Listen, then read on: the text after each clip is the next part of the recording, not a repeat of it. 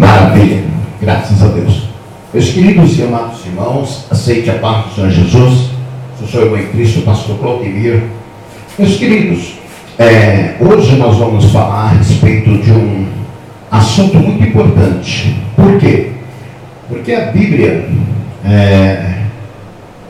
ela fala sobre o pecado, né? Como que a Bíblia fala sobre o pecado? Isso está em amartiologia, que é a doutrina do pecado, amartiologia, né? Então a Bíblia, ela emprega vários vocabulários no Antigo Testamento, no Novo Testamento, perdão, para definir o pecado. Há palavras que descrevem o pecado no hebraico e no grego. Nós vemos a palavra chata, né? Em amaratia.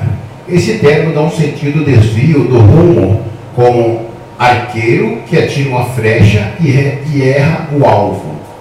Avon, né? Adkia, grego, né? Em hebraico, avon e adkia em grego. Aqui o sentido indica, fala de integridade, alguém que se desvia do seu caminho original. Então, pecado quer dizer, em hebraico ou em grego, é um destino, primeiro que é um sentido que desviou do rumo, e outra da integridade, que se desvia do caminho original, quer dizer, o caminho foi para o caminho errado, seguindo o caminho ao contrário. E pencha, né, quer dizer em hebraico, para bases, né? O pecado é visto como uma revolta, uma insubordinações à autoridade legítima de Deus, o rompimento de um pacto ou uma aliança. Isso são frases ou pensamentos em hebraicos e também em grego, né? Que dá um sentido, porque muitas vezes a pessoa fala, você é avon, né? Em hebraico, ou adkia, você adkia, o que é em grego? Quer dizer, no sentido que você está indo no caminho diferente do original. Então tem várias formas ou várias maneiras de chamar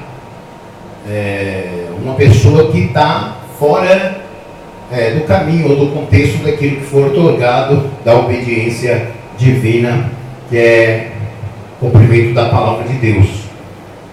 E nós vemos que a expressão bíblica que descreve o pecado, toda iniquidade é pecado, quer dizer, toda iniquidade é pecado.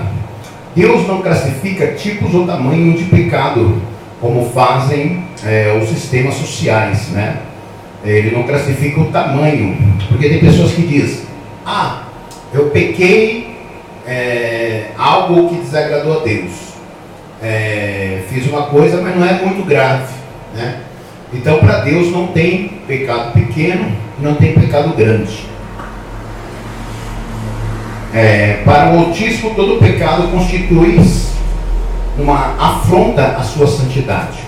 Então todo pecado é transgressões da lei. Então nós vemos que todo pecado, você está transgredindo a lei. Ou seja, você pecou, você transgrediu uma ordenança ou uma lei de Deus. Transgredir significa infringir, violar, quebrar a lei, passar dos limites. Isso significa infringir ou violar ou quebrar uma lei que foi otorgada, ou foi composta, ou foi elaborada para o homem e para a mulher, serva de Deus. Todo e qualquer mandamento divino deve ser obedecido, pois desobedecê-lo significa transgredi-lo. Isso nós estamos falando teologia. Nós estamos hoje falando de amartiologia, tá certo? O que é amartiologia? No grego quer dizer amartiologia. Esse termo dá um sentido desvio do rumo. Isso quer dizer amartia. Então a amartia está dizendo, você está dando sentido ao contrário, está desviando do rumo, está desviando do caminho, está desviando daquilo que Deus mandou você fazer, você está desviando para outro caminho, tomando outro sentido. Então amartiologia quer dizer, e logia quer dizer estudo. Então nós estamos estudando atimologia, amém? Que é estudo do pecado.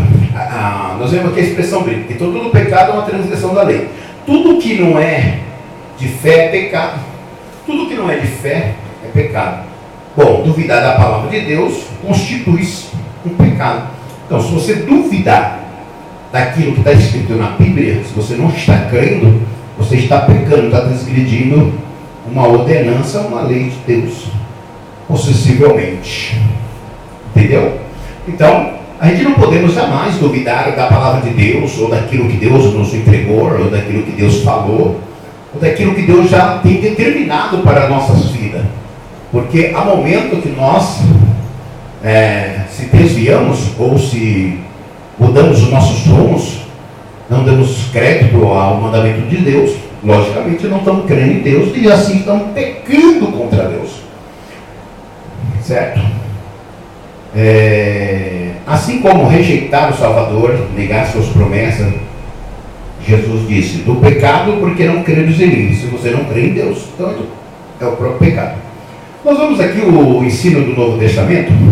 O pecado é descrito como? Primeiro, o Novo Testamento ele descreve o pecado primeiro como errar o alvo. Você não acertou o alvo, então você errou o alvo, então você pecou. Dívida, isso aí são simbolizações ao nome dado ao pecado. Errar o alvo, dívida, desordem, desobediências, transgressões, quedas, derrotas, impiedades e até erros. Nós vemos aqui essas 1, 2, 3, 4, 5, 6, 7, 8 frases ou palavras a respeito do pecado, né? Primeira palavra, erro, o alvo, né? Foi o que nós lemos.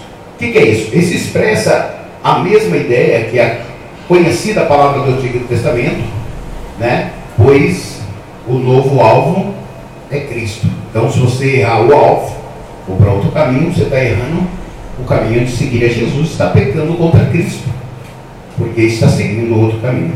Dívida, Mateus 6,12, o homem deve. A palavra dever vem de dívida. Então, se você está devendo, você deve. Então, dever é dívida.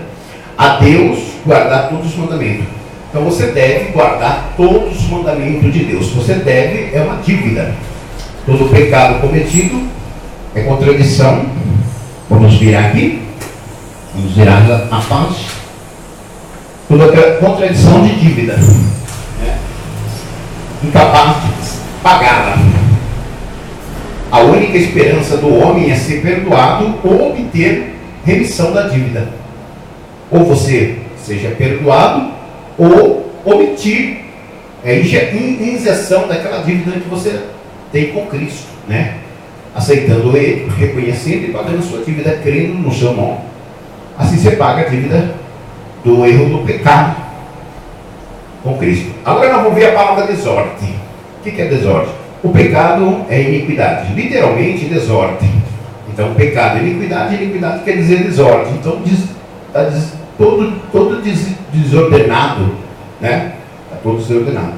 O pecado é um rebelde, uma idolatria, porque ele deliberadamente quebra o mandamento, né? Ao escolher a sua própria vontade, em vez de escolher a vontade de Deus, pior ainda, está se convertido em lei para si mesmo. E desta maneira, fazendo divindade, o pecado começou no coração daquele que exaltado o anjo que disse, eu farei, em oposição à vontade de Deus, o anticristo, e posteriormente, sem lei, traduzido literal do iníquo, porque se exalta a si mesmo sobre tudo que é adorado, ou que é chamado de Deus. O pecado é excessivamente obstinação e insensivelmente pecado. Então, o pecado é iniquidade e desordem. Tudo que é desordenado, desacordo da palavra de Deus, a pessoa queria ser mais do que as coisas de Deus, como a desobediência do anjo que queria ser mais do que o Senhor. Isso era um desordem, começou a desordenar, não começou mais a ter ordem, não começou mais a ter uma regra, né? Ou um sentido para seguir, começou a desordenar, ninguém mandava mais, o Senhor podia mandar, o pessoal não obedecia, então virou uma desordem. Então isso quer dizer iniquidade. Isso que ele diz, iniquidade, isso é pecado. Tudo que vira desordem, a igreja, os membros não começam a obedecer o pastor, não começam a obedecer o seu líder, começa a igreja a não ter uma regra, começa a igreja a não ter uma disciplina, né? Então vira uma desordem, virou pecado. Então a igreja está em pecado. Então, todavia essa igreja ela passa a ter problemas, porque tendo desordem, tem problemas, dificuldades, né? Não tem como solucionar esses tipos de problemas. E também tem a desobediência. O que é desobediência? Literalmente, ouvir mal, né? Ouvir mal, ou ouvir com falta de atenção, né? Desobediência é você ficar ouvindo e não prestar atenção. Aí você achar que é do jeito que você, eu ouvi mal. Não, você não ouviu mal, você não prestou atenção. Então isso é desobediência, você está desobedecendo ao mandamento, ouvir mal. Então, veja depois como ouvis, né? Ouvir claramente, prestar atenção no que é pregado, prestar atenção no que o líder está ensinando, né? Para que você siga uma direção correta, uma direção, né? Sem desobedecer aquele caminho. Transgressões, a palavra transgressões, literalmente ir além do seu limite. Então, literalmente, as transgressões é você ir além daquilo que você não pode. Você transgrediu, você passou o farol vermelho, você transgrediu, você não podia, mas você foi, né? Então isso é transgredir o limite. Os mandamentos de Deus são cercas, por assim dizer, que impede ao homem entrar em território perigoso e desta maneira sofrer prejuízo para a sua alma. Para você que não está entendendo o que eu estou explicando, nós estamos numa matéria onde fala sobre a armatiologia, doutrina do pecado, estudo do pecado, ensino do pecado, qualquer dessas, umas palavras que você quiser pensar que seja assim, essas três, estudo, ensino ou doutrina do pecado. Queda, outra palavra também a respeito do pecado é queda.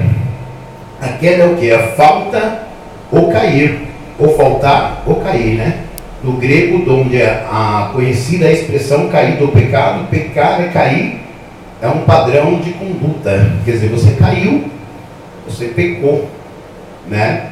Então a queda é uma falta ou cair, é uma falta, né? Faltando algo, ou você caiu, isso quer dizer queda. Então queda é pecado. Derrota, significado literal da palavra queda.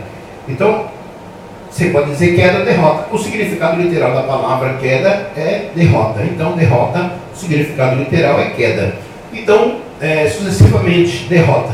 Então, quem é derrotado? Derrotado é o diabo, derrotado é Satanás, derrotado é o pecado, derrotado é quem não pode se levantar mais, derrotado é quem não pode dar a volta por cima, derrotado é aquele que está prostrado, é aquele que não pode, não tem mais chance, não tem perdão, não tem solução para os seus defeitos, não tem jeito para os seus problemas, não tem cura para a sua enfermidade. Isto é derrota, está derrotado.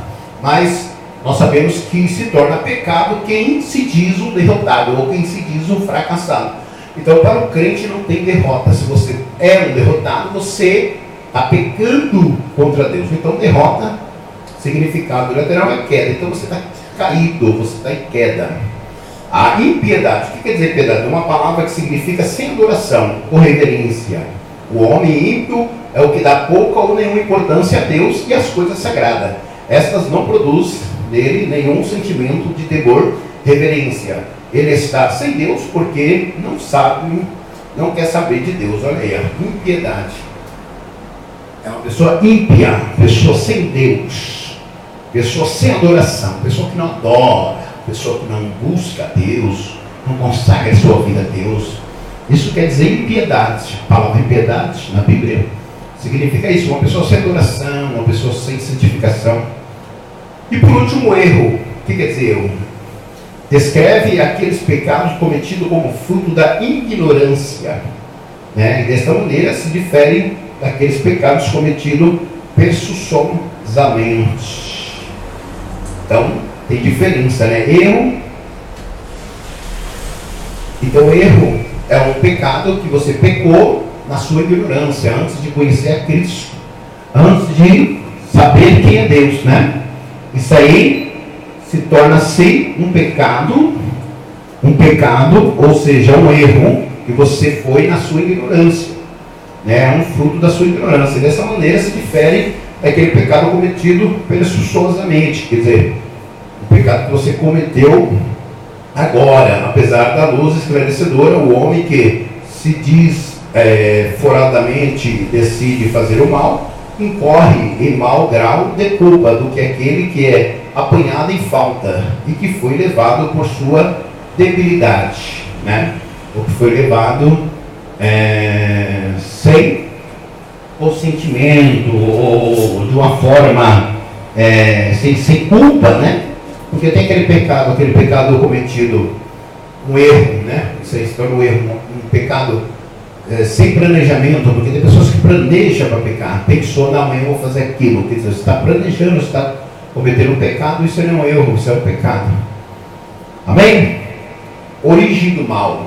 Nós vamos ver aqui agora sobre a origem do mal. Nós falamos sobre o erro do pecado, o pecado sobre o erro do pecado, e os nomes dados ao pecado, sobre grego e hebraico também, né? E também sobre a Bíblia, o que a Bíblia diz sobre os erros, sobre o pecado, a martiologia, a origem do mal. Uma das maiores questões assim resolvida para os filósofos e teólogos de todos os tempos é o problema do mal. Necessariamente são usadas duas palavras na Escritura em relação do mal, com sentido completamente distintos.